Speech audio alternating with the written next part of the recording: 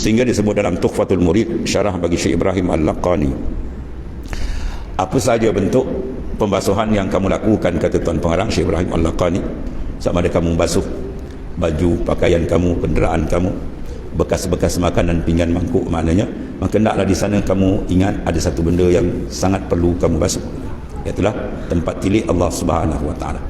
Kalau baju yang kita pakai, kalau kita tak basuh, kita rasa tak selesa bila ditilik oleh manusia. Baju kita tak bersih, baju kita tak kemas, kita malu, maka di sana lebih besar lagi perlu kita bersihkan qalbi, hati kita. Sebab ia tempat tilik Allah Subhanahu Wa Taala. Dan Allah Ta'ala yang Maha Pengasih Penyayang telah menyediakan alat pembersih yang tidak payah kita beli atau mengeluarkan modal yang besar. Ialah hanya kita istighfar, mohon meraih keampunan dari Tuhan yang Maha Pengasih dan Penyayang.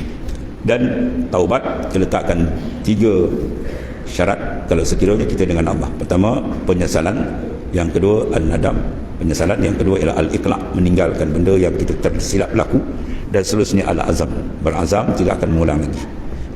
Dan kalau sekiranya berkait dengan insan, terkata, terumpat ataupun dalam bentuk harta benda, naklah diselesaikan. Istihlal, ditambah satu syarat lagi, untuk dia memohon keampunan tadi antara insan dengan melakukan perkara tersebut, itulah memohon supaya diampunkan, ataupun kalau benda tadi dibayar, perlu dibayar atau disetelkan dengan segera.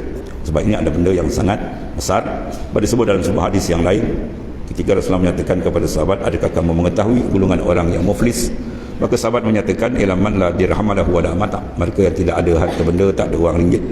Maka baginda SAW menyatakan, bukan itu yang dimaksudkan, itu muflis dunia.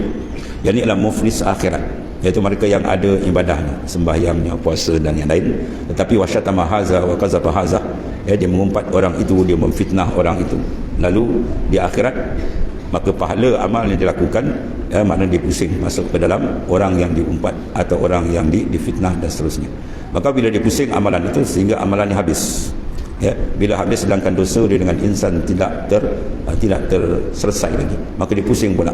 Dosa orang yang dizalimi dengan umpatan dan sebagainya, dia pusing masuk ke dalam timbangan. Akhirnya pahalanya sudah tidak ada, dosanya pun tidak tertanggung, ditambah pula dengan pusingan dosa orang lain kepada mizan atau timbangan. Akhirnya Paul Kia binar, dia dicempakkan ke dalam azab, wal-ayazubillah.